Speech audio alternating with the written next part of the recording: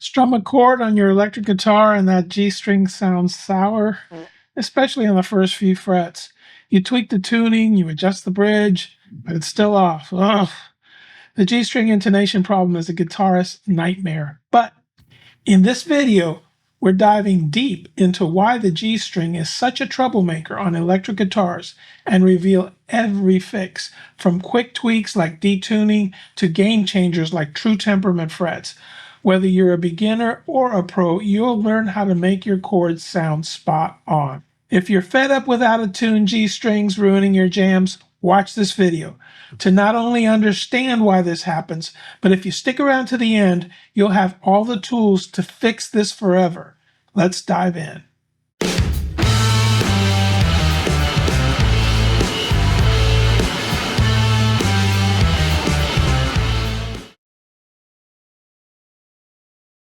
Ever play a D or G chord and cringed at the G's sharp twang?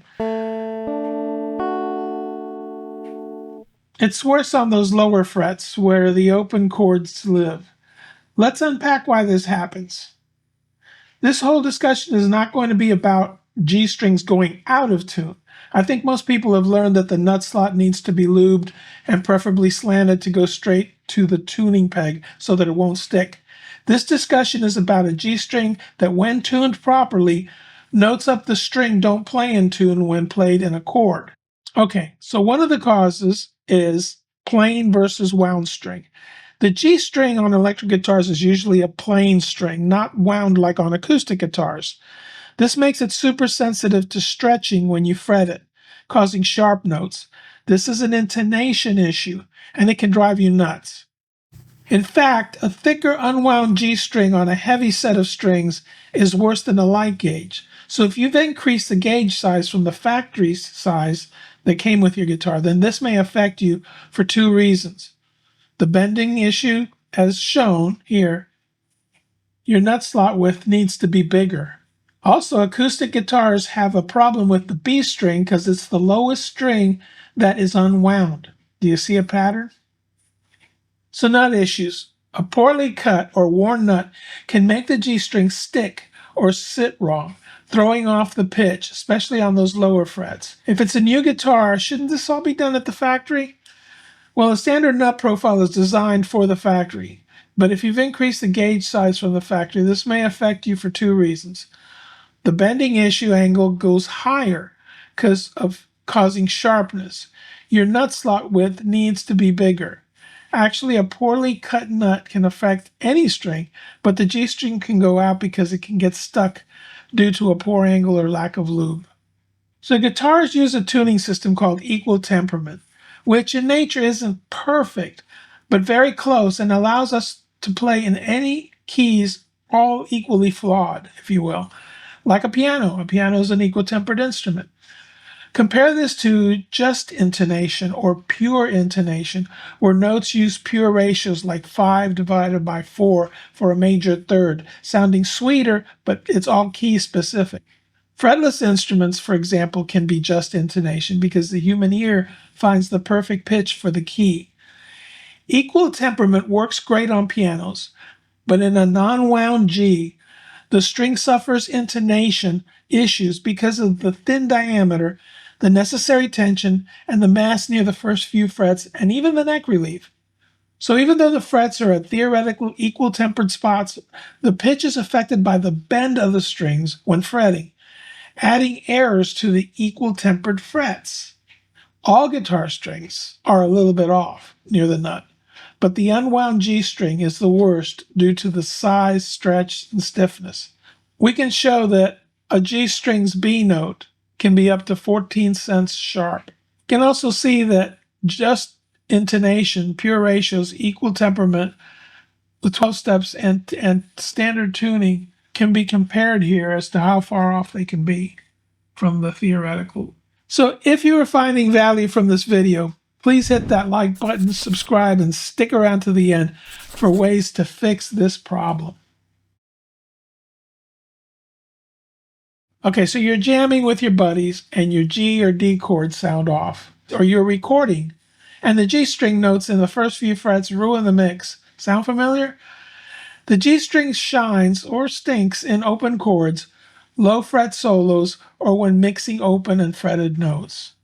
So why the lower frets? The first few frets are where we find G string problems. The string stretches more near the nut, and its stiffness makes notes sharper. Plus, equal temperament's flaws are more audible in open chords where the G string's pitch clashes. If the problem is not severe, we get used to it being off a few cents and we don't notice it. But if there are setup faults, the result is that off sound, the beating of notes together, sounding like, like when we're tuning a guitar and we're not quite there yet. In this section, we're gonna cover all the solutions to fix the G string intonation problems. So solution one is to try a wound G string. Yes, switching to a wound G string, like on acoustics, to reduce the stretch and stabilize the tuning. This is a great for rhythm players wanting warmer chords. So you get better intonation, fuller tone. The bad part is it's harder to bend, so it's a lot less ideal for lead. You can seriously wear out your fingers trying to bend notes that are wound. And you can definitely feel it on the G string because we tend to bend that string a little bit more than the others. So bending a wound string is a little bit tough. And here's a tip. Grab a set like Diodario's EXL 110W and test it. It's an easy fix to try today. Solution number two, check and adjust the nut. A bad nut slot, too high or too worn, makes the G string stick or stretch, messing up the tuning. Try a quick fix or replace it. Of course, the graphite and lube thing I wasn't going to talk about, that is one solution to reduce any binding if you have it. And you can also upgrade to a Graphtec or Tusk nut for smoother tuning, but get a pro if you're unsure. Another issue is to use a 0 fret guitar. Some guitars have a 0 fret. Now this is basically a fret where the nut should be, with a guide that aligns the string. So the guide is sort of like the nut. It keeps the string height consistent because you're on a fret, reducing nut issues like binding or high slots to sharpen the G strings. The pro is you get a stable open string tuning, consistent tone.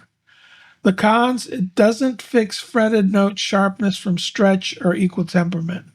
One beauty about the 0 fret is that because it is leveled along with all the other frets, it is about as low as you can possibly get it, because you're going to make that neck as straight as possible, putting layers just a tiny bit of relief.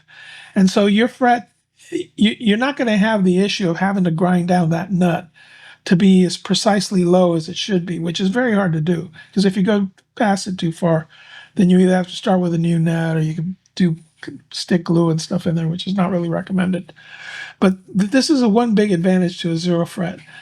The negative thing about a 0 fret is if you make them with nickel frets, they tend to wear out because the string is bending, and every time you're tuning it, you're rubbing back and forth on that 0 fret nut. So the solution to that is to make sure that at least that 0 fret, at least that one fret, the 0 fret, is a stainless steel fret. Of course, if you're going to go that far, you might as well make all of them the same, and then they'll be equal height as well. If your guitar has a 0 fret, ensure that the guide nut is aligned, or consider retrofitting one. Solution number 4, fine-tune the bridge saddle. Adjusting the bridge saddle tweaks the G string's length to fix intonation. Move it back if notes are sharp, forward or flat. I've got a video that shows how to do that, and you can just watch that video. I'll put it in the links in the end. But this will actually let you match the 12th note to its harmonic, which is on the 12th fret, and you adjust the saddle screws until they align. Note that some guitars, like Epiphones, have limited saddle travel, so check yours. Solution number 5, slight detuning for specific keys. Tuning the G string slightly flat, say 8 cents, can sweeten chords in G or D by mimicking just intonation's pure ratios. It's great for solo playing in those keys. Makes G and D chords sound warmer.